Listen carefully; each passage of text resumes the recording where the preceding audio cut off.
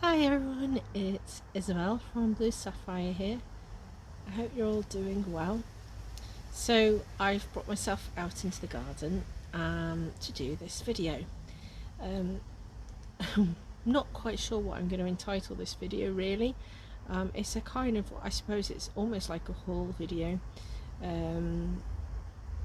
Basically I have done walkthrough videos of 2 or 3 decks in the last few weeks, which have either got interrupted or have not really been great, and I haven't had a chance to redo them. So some of the decks that I've mentioned in videos earlier in the month, I have done videos about, I've done walkthroughs, and they've just not made it online. So I had a bit of peaceful time having come in this afternoon, and I thought I was do some catch-ups, but I felt a bit daunted at the thought of kind of doing walkthroughs of all the decks. And I also realised that some of the major channels or the channels with lots of subscribers were doing full walkthroughs, and so I kind of figured I'd do almost like a haul video just to show you some of the things my collection is expanded with and talk a little bit about each one without flipping through every single card. I'll also think I will talk about a couple of other things and the way my journey is going at the moment in terms of some of the energy that I feel sparked by. So I hope that you enjoy this kind of video haul stroke compilation stroke mishmash chit chat with me this afternoon, and I'm keeping my fingers crossed that my kids are well enough occupied with their screens for half an hour that I can get this done. So as I said in an earlier video, my collection seems to have expanded at a rapid rate over the summer, and that's partly because some decks that I'd ordered on pre-orders or Kickstarters came in, as well as channeling some new energies and sort of building up some things around that. One of the things that I want to say first of all is hashtag Simon made me do it, because on Friday I was in town and happened to go into Lush because I promised to get my kids fresh bath bombs because they like their bath bombs. And while I was there I spotted this, so apologies, I'm just going to move the camera. I spotted this cloth, so you can see some of the things we're going to talk about. You can see my coffee, but under there you can see the most beautiful cloth, and that is a cloth that Simon did a video about recently that he picked up in Lush, which I believe is a shop in America as well as the UK. It was bargain £5 for a beautiful piece of material. It's much bigger than I thought it was going to be, but it's gorgeous. So thank you, Simon, because I wanted a new cloth for using with my decks. I have actually got my eye on some other cloths which I'll come back to in a minute as well, but that's my hashtag Simon made me do it. So collections expanded, life's been quite hectic. So I did a video earlier in the summer and I talked about bringing a couple of decks into my collection that were a Kickstarter. So these were from Matt Weisner, or Ari Weisner as he's called now, and these were his Trinity Tarot and his Transient Light Tarot. So the Transient Light was a Kickstarter deck, so I'd spotted some stuff on Instagram about the Trinity and I was exploring that and noticed that he was doing a new deck, and it was on Kickstarter, so I became a Kickstarter backer, and when I backed the Kickstarter I picked up this second edition of the Trinity Tarot at the same time, and these came in earlier in the summer. Now I have to say I haven't really played with them much at the moment, but they're beautiful little decks. I know that a couple of other channels I've seen walkthroughs of them, and Trinity is one that I've seen before. So the Trinity Tarot is a small square deck, so it's unusual, it's square, but it is reversible in the backs, so but if you're not into kind of other shaped decks, you probably wouldn't like it. But what is done with the Trinity Tarot is basically simplified the symbols of the Rider-Waite-Smith system into this deck. Now this is the second edition, because he made some changes. He had a couple of comments and a bit of feedback on his first edition and made some changes. There is a UK creator, which is one of the reasons I supported him, and he also has gone to a lot of effort to make sure that everything he's done is recyclable, plastic free, made in the UK where possible. The deck came beautifully wrapped. He'd done it all by himself, and they had stickers on that he'd sourced to make them environmentally friendly as possible. So I'll link his Etsy shop and his Instagram on the video underneath. But basically it combines the themes from Rider-Waite-Smith. He's changed the court card titles to make them genderless. So your page is the Apprentice, your Champion Knight, Keeper Queen, Crown King, and then he has themes running through. So the cards are really simple, so let me just show you the full to start with. And in some ways this is actually a harder one to interpret, because you haven't quite got the same. It's about the basic symbolism. A couple of cards I want to just show. I quite like the Strength card. So we've got a little lion. He's a smiley lion. I really like the Hermit. The simplicity of that is beautiful. I'm just flicking through some of the cards. So the Hanged one is one of the cards I know he did change. So in his first edition he'd used an upside down cross, and in some societies, some faiths, that has certain connotations that people weren't happy with and had made comments about that. So in this edition he's added it to make it look like a pendant. So if you have it that way, you can see that it's kind of a pendant that's the wrong way up, basically. But to me as well, I quite like the fact that in some ways it has that kind of other connotation. These cards are really nice, by the way. They're a nice feel to them, just for those that are interested. I'm not going to go into great detail. So yeah, so he's simplified lots of the cards into basic symbolism. Some of them, some people like more than others. As I say, there are a couple he changed from the first edition. With each of the ace cards you have a hand with the symbol. So you have your ace, and there is some diversity, as you can see.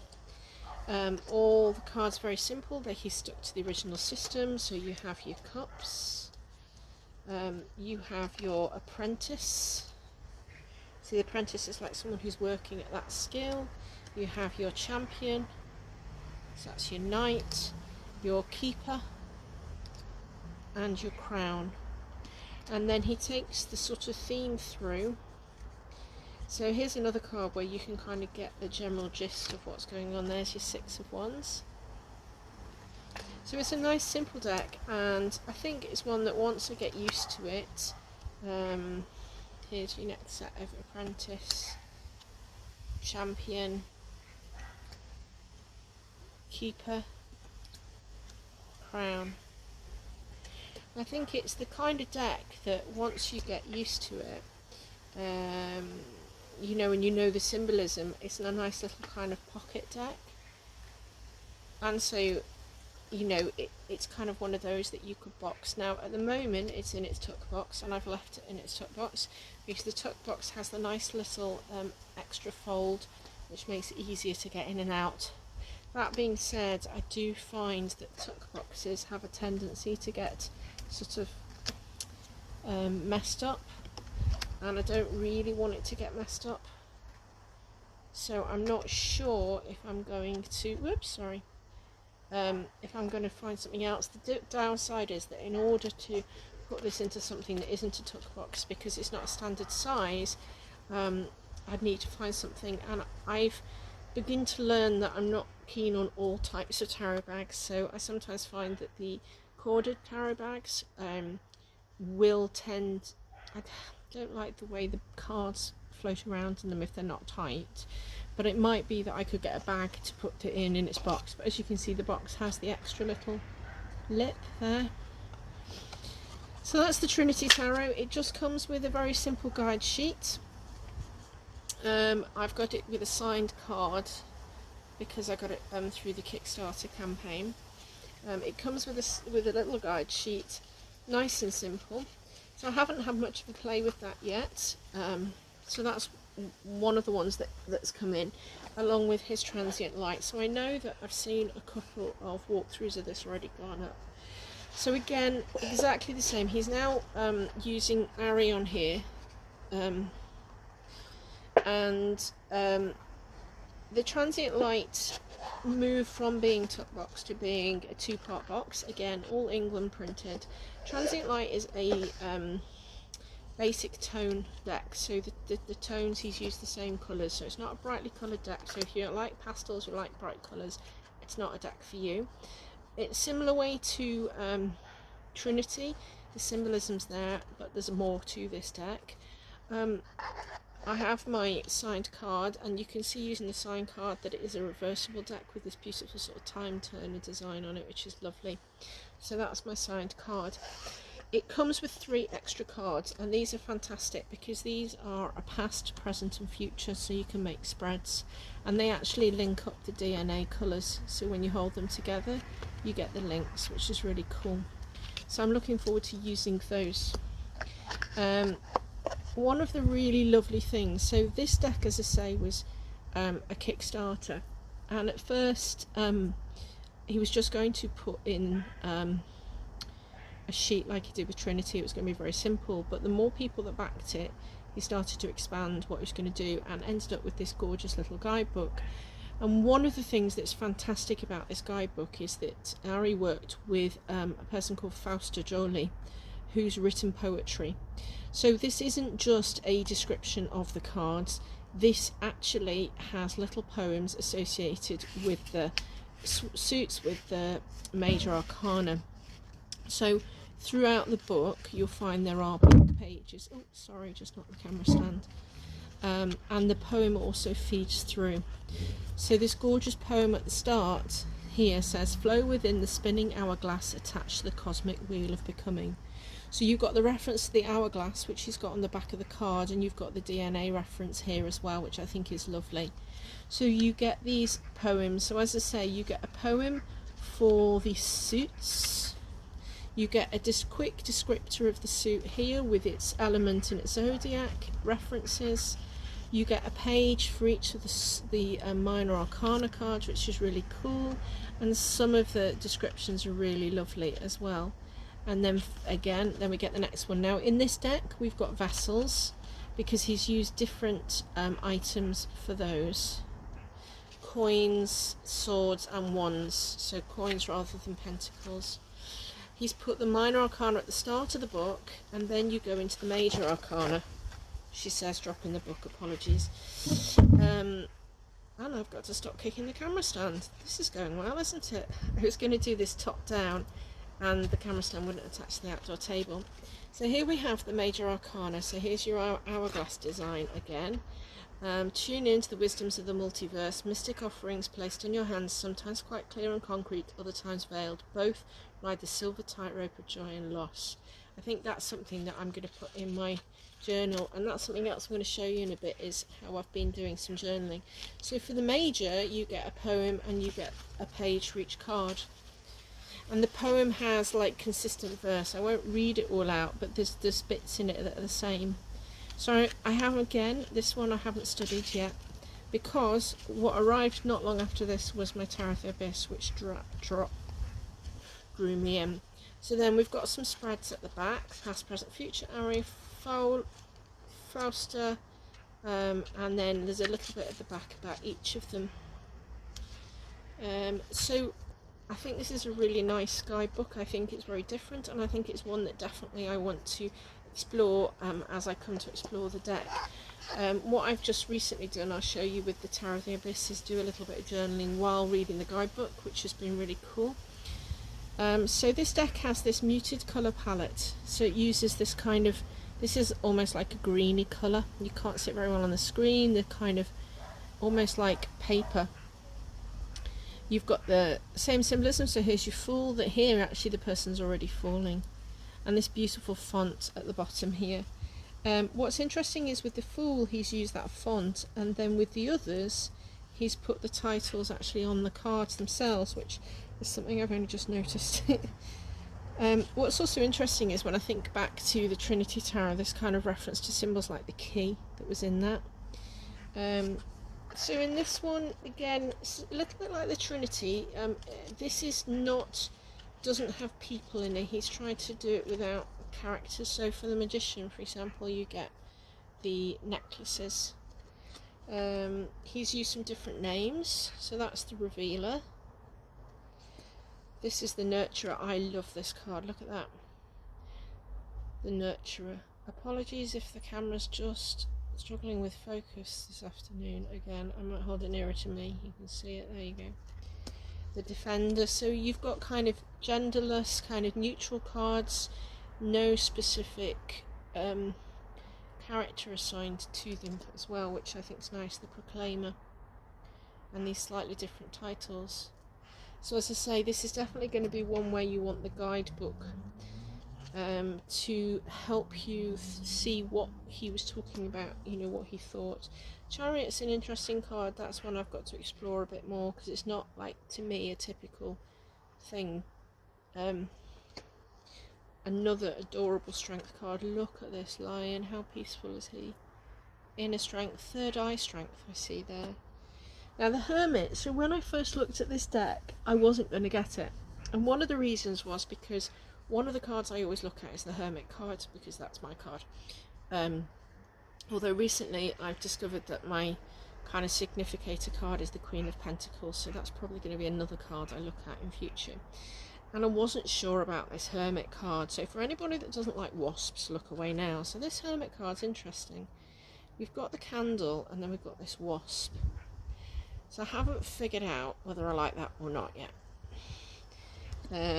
But I decided to go for it anyway, because I felt like it was, like, apart from supporting somebody local, I really liked the way he'd done the deck. I really liked his stance on sort of environment and ethics. So you can see there that it links to the way he did the Trinity Tarot. So in the Trinity, the Hanged Man was the upside down cross pendant, and he's used a similar thing, but here we've got the anchor on a hand. So there's odd references to sort of humans with hands, or animals like the lion, but a lot of the time it's made it very... So again, it's back to the symbols and the symbolic. Like that thought of severing from temptation. This tower's quite cool as well. The star at first glance looks like a UFO, but it's actually, again, this is another one. You've got a character with beautiful arms that have all flowers pouring that bowl.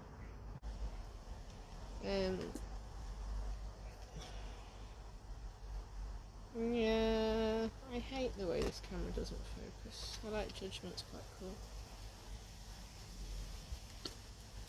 The World, I like this one as well, with the symbols and the eye. He's got some consistency. So here's your wands. So what's interesting with this is that rather than a single one, we've got like a bunch, almost like a smudge stick. Flowers, I'll just try and get, come on camera, there we go, can you see? Beautiful. So he uses that for wands. So again, traditional. Here's the Four of Wands, and in some ways I think it reflects some of the aspects of his Trinity Tarot. Here's your Five of Wands. I like the fire on these. I don't know if these actually show as well the symbolism that you come to expect. Come on camera, wake up. No, sorry, it doesn't want to focus. His Celebration. Now with the 7, you've got the 1 that's a flame, and then you've got the 6 single sticks. An 8. So these are slightly pippish, I think, but slightly not, if that makes sense. So you haven't got the intense imagery of some cards. You've got a more simplified version, a bit like he's done in the Trinity. He's used his same descriptors as the Trinity, so you've got your apprentice. Each of the champions is a bird. The keeper, there's your key again, and your crown. So he's done similar ideas. So he's almost taken the Trinity Tarot and developed it into a different way. Here we've got a butterfly in these swords that's moving through. So the swords are very much swords.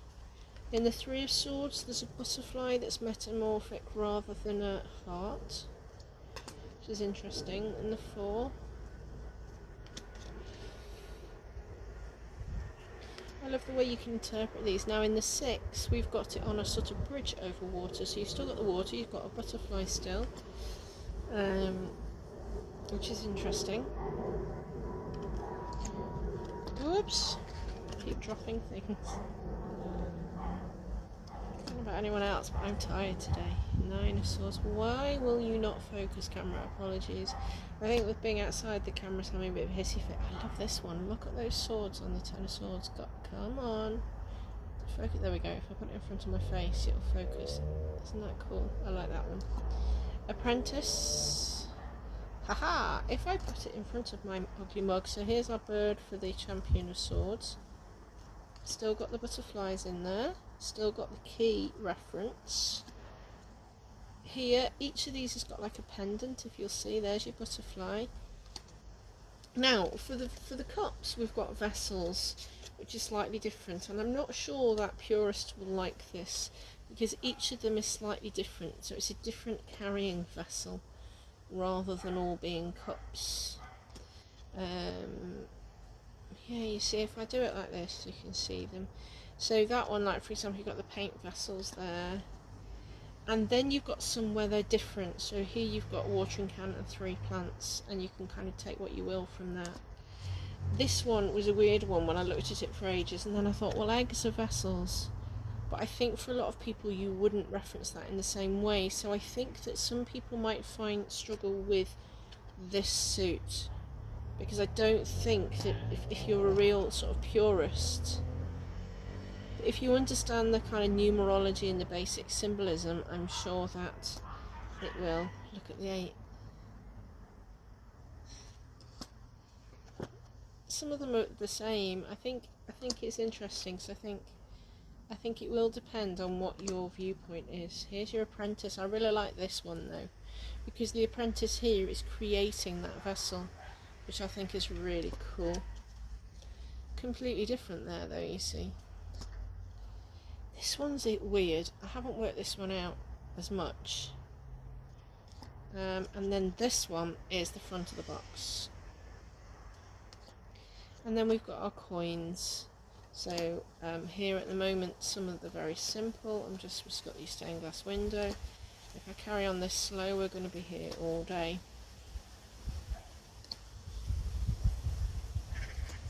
So this deck, it's very different in many respects. It's the basic symbolism you'd expect. It harks to his Trinity Tarot. I like that one because that one does talk about wealth and growth. It harks to its Trinity Tarot, which so I think they'll work quite well together actually. So that's the Transient Light Tarot. As I say, I think it's an interesting one. It's one I need to work with, but both of those you can get from Ari's Etsy page. And as I say, the Transient Light was a Kickstarter. Right, let's have a sip of my now cold coffee. So those came in earlier in the summer. I also have my Oracle of Echoes, which I've already done a walkthrough of, but I was fed up with it being in a top box. So I bought it a little pouch. So I got this from an Etsy shop again. This one's called Soulcrafts UK. Obviously you've got different makers in UK and abroad. The reason I bought this one was because of the colours. And I wanted something that worked with it. There are many makers I know, and I love lots of them. But this one was just the one I happened to see, and it was on sale, so that was always good. It doesn't fit brilliantly, unfortunately. It's actually, it's a bit big. So there's probably an inch of material too many. too big on this, which is a shame because it just means that I'm not happy that it's keeping it tight, but it's slightly better than the tuck box. So what I can do actually is, if I play with it, which is what I'm doing now, just to be annoying, I can sort of tuck the ends in, I can wrap it tight enough, and it has this gorgeous teal ribbon with it. So I've done a walk through the Oracle of Echoes. I used it the other day. I needed some guidance, and it really helped because I drew the In Nature card, and I've been having a rotten day working at home. It was a lovely day. I finished a bit early, kids weren't here, so I came and sat in the garden, and I needed that, and this told me. So that I need to play with some more, but I really like that. Another pre-order, a couple of pre-orders have come in. So I talked about this one a few days ago on a parcel video, so my Labyrinth came in. So there is a video up about this one. Haven't played with it, haven't looked at the guidebook yet, so that one's ready to play. I think the problem I've got is that normally I've not had quite so many come in, and I know I've got 2 more Kickstarter ones heading my way imminently. Another Kickstarter, so a few months ago I was going to start learning Lenormand, and I spotted this Kickstarter. So this is the Mid-Year Lenormand. Now I think I have got a video ready to publish about this one, but again, so I hadn't realised that this is actually the 3rd edition of this. So this creator's already had other editions, and they've been in black and white, but this is a colour edition. It's got this 2-part box, sturdy box, that has this lovely follow your own way in it. It came with some stickers. I got a little happy squirrel thank you card from Clara, which is really cute. And then the deck. So again, it actually comes with guidebooks in 3 languages, but for the Lenormand it just has their meanings, a bit of understanding of Lenormand, and then what she's done is taken her previous editions and colour washed them, just with very pastel colours. But because I was starting to think about learning Lenormand, I really liked the look of this one because it struck me as one that had some really good simple cards. And I really like the kind of border she's used on this. I have to say that my Lenormand study has stopped before it started. However, so that is still something I want to do. So when I'm ready for it, these will be there. I got the Kickstarter set that also came with the pouch that she's made, and I also ordered, I got one of the level that had a spread cloth. So there's this beautiful spread cloth with it as well, which has the Grand Tableau marked out on it. So hopefully, I think I've got a video I've done of that I can finish and publish at some point. So I will throw that up online. So one of the decks that came in that I've really spent some time with is this Tarot of the Abyss that everyone's loving.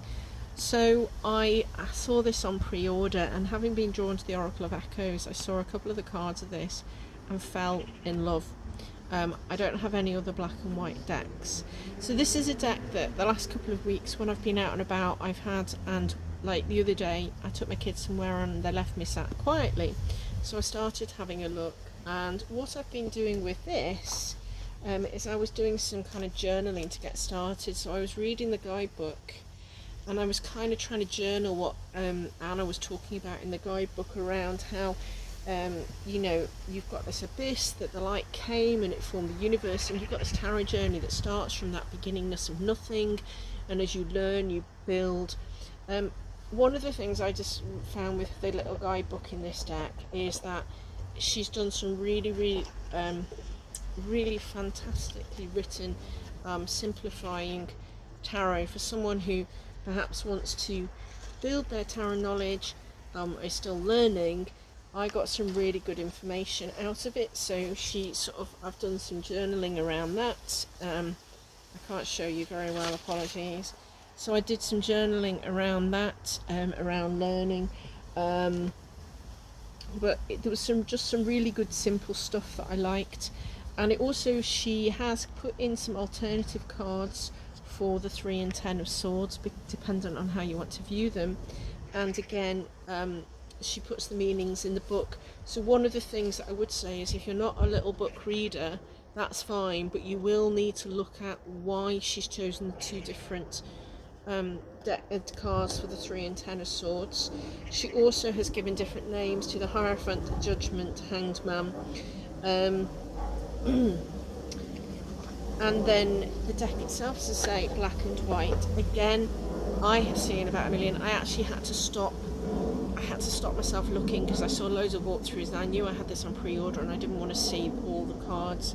So here's the Fool. So what I'm going to start doing now, and I did make a start, is looking at each card myself and getting a feel for the card and then reading the description, because there's so much in this imagery. It's absolutely beautiful. As I said earlier in the video, some of my favourite cards in decks, the Strength card is one, a beautiful Strength card. I love this Strength card. The Hermit, that's not one of my favourite Hermits actually. Again, a bit like with the Transient Light, I wasn't sure whether I was going to go for it. But look at Justice. Okay, look at the scales in her eye. Isn't that cool? I've just noticed that. But I do like kind of like this one. Look at Death. Look at this Death card. I don't know if you can see, it's kind of like the rebirth from the tree. There's a bit of a hint of a skull at the bottom. You can just see the thought processes, and I think I love that it's black and white because I'm not distracted by the colour of it. I love the Tower card. This is the one on the front of the book. How cool is that?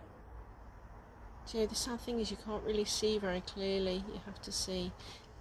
So there are some beautiful cards in here actually. I've not even had a proper look yet because I've been trying to study it in so much detail.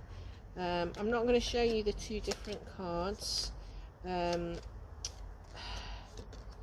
Look at the emotion on the Nine of Swords. Isn't that beautiful? Yeah, so there's a lot. Page, Knight, Queen.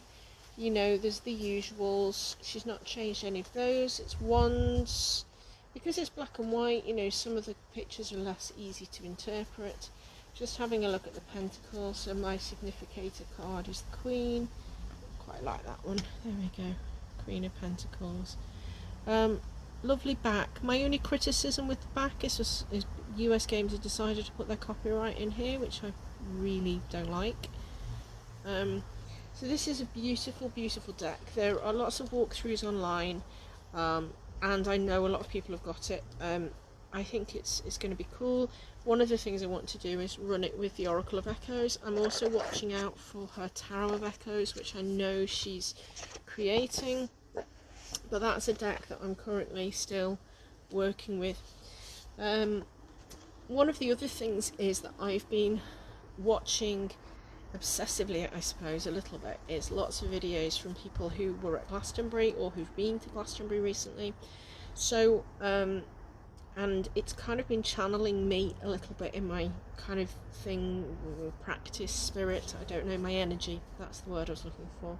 So, I've been to Glastonbury a couple of times, but only for very brief visits and only been able to pop in a couple of shops.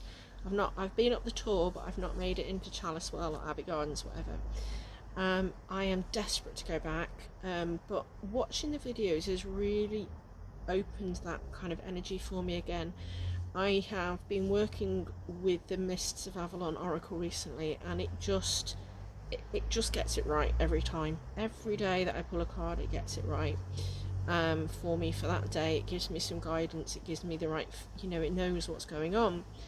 And I was reflecting on the fact that when I was a lot younger, I was always drawn. We did a lot, going back a little bit, when I was about 10, we did a holiday to Southern Ireland, and my dad took us to lots of Neolithic burial chambers, to all these kind of old sites, ancient sites, and I kind of have always been drawn to that sort of Celtic energy, that feel. And I think that's what Glastonbury speaks to me of, is that kind of myth, the old English, the old Celtic energy, and the kind of nature and everything as well. So I was watching these and like feeling this. As I say, I've been using my Mists of Avalon, And I happened to be watching Candy Soul and Soil and some of the things she bought on her own personal trip to Glastonbury a few weeks ago. And I was watching a review, and I'll put the link below, of Art Through the Starstream Oracle. I think I've got that right. And that's by an artist called Cheryl Yambrach Rose, if you don't know it. And while she was talking, I do what I always end up doing. I don't know about everyone else, but you go down the rabbit hole, don't you? You start typing it in Google, you start going, oh, I like the look of that, I like the look of that, and before you know it, you've bought a deck. Well, lo and behold, that's what happened to me. While I was watching the video, and she was talking about her, I just was drawn to the energy, and I had a nosy at Cheryl's website, and I was looking at her decks, and Candy was talking also about this other deck that she wanted to work with, and I had a look and just fell in love with it. So before I knew it, I'd bought this Oracle deck, and this was only weekend or two ago, last weekend maybe, or the weekend before. So the deck that I've picked up is Through the Eyes of the Soul by Cheryl Yambrach Rose. Now, I have tried this week about 3 times to do a video telling you about this and a walkthrough, and so far I failed. Every single one has got interrupted, but I do want to do a flip through. I've said that I don't want to do too many flip throughs and walkthroughs, but this deck is beautiful. And when I was reading, it talked about the imagery being linked to things like Glastonbury, to our ancient mythical tales, and also there was reference to Narnia and the Lion Witch and the Wardrobe, which is one of my all-time favourites. And I was drawn to this, so I found a shop who had it for sale, and they had it at a good price. Now, when I picked this up, I was a bit naughty, because the same shop had another deck that I've been umming and ahhing about, and that's the Sacred Creators Oracle. So I have picked that up as well to use with Light Seers and the Muse, which I've got, but I haven't opened it at the moment because I'm all for this energy, basically. And so yeah, so this deck's beautiful. It's published by Blue Angel. It comes in this gorgeous box. I am going to do a proper walkthrough because I want to show you the cards. They are beautiful. The art is gorgeous. So this is me channeling energy at the moment. This is my energy. I haven't used it because I want to do a walkthrough before I start using it properly. But this has then led me down a bit of a Glastonbury rabbit hole. And part of that rabbit hole was I follow someone who is who lives in Glastonbury, who sells crystals and stuff, and she was talking about reading the Mists of Avalon. So I thought it was time I read it. Now, I ordered this from a used bookstore online without realising that it's the world's thickest book. So this is going to last me a while, and this is only number 1 of about, is it 3 or 4 books? Great. But anyway, so I've ordered this to read, so I'm really looking forward to reading that. While I was playing down the Glastonbury rabbit hole, I found a little book called Glastonbury Maker of Myths, and it's like a little guidebook really on Glastonbury that someone had obviously produced, but it's ages old and it's a user. But one of the things it does in here, I can't remember, it was talking about like associations to Christianity, to Arthur. It was also a thing about the Glastonbury Zodiac. So as I say, it's like a little guidebook. It's published ages and ages and ages and ages ago, but it talks about some of the key sites in Glastonbury, so I thought that was going to be a cute read.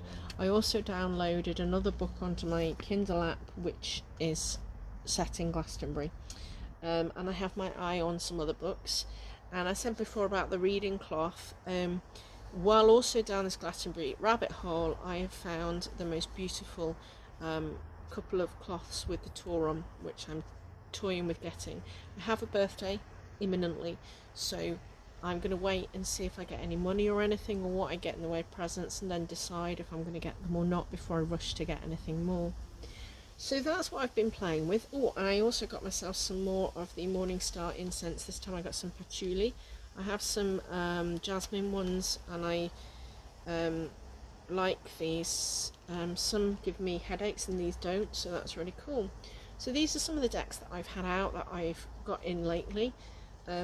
Tarot wise, I'm hardly doing any reading really, more studying, but I fear with it being in the UK, my kids have been on school holiday. I've had less downtime, I suppose. It's been a bit manic lately, so it's not really been the time to do that, but I have enjoyed flicking through cards and spending some time with them. So I will try and get the top down flip through of this done, through the eyes of the soul, and see if I can find any of the other videos that may well be done, but hopefully you've enjoyed just seeing some of the stuff I've had out recently. And if you want me to do any specific videos on anything I've talked about today, then let me know. Otherwise, I better head off because I need to go and put some potatoes on for tea. And my kid wants to come and play in the garden, which I've currently commandeered to do a video, and he's a bit puzzled by that. So for now, take care of yourselves, look after yourselves, and I shall see you the next time I record. Thanks.